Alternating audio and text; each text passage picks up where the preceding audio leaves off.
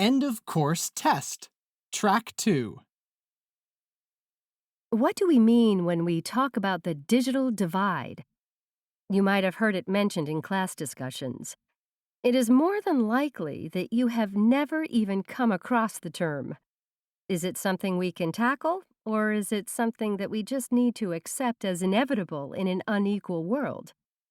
These are just a couple of the issues surrounding the effects of the technological revolution on society that I'd like to touch on today. First of all, what is the digital divide?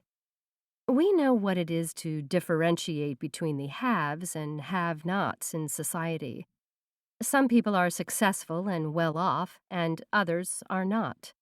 We tend to accept this to some degree. However, we need to question why, in our modern world, some people are being left so far behind in the digital age, and what consequences this may have. The digital divide in developed countries relates to the people who do not have access to using or learning how to use the wide range of high-tech appliances our society now depends on. This can be anything from using a smartphone to building a website.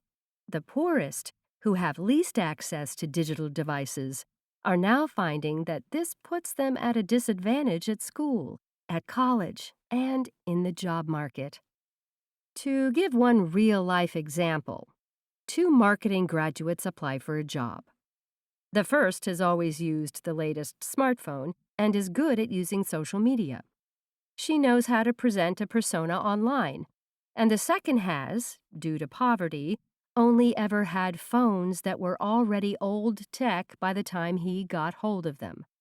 As you can see, the first graduate is much better placed to get the job, and the reason has nothing to do with her intelligence. It is important that as a society we don't waste good potential human resources because of lack of equality and opportunity.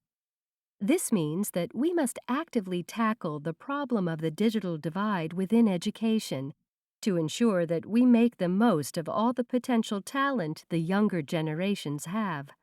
We may never be able to achieve equality of income, but there's no reason we can't achieve equality of opportunity. The expense will be repaid by the long-term benefits,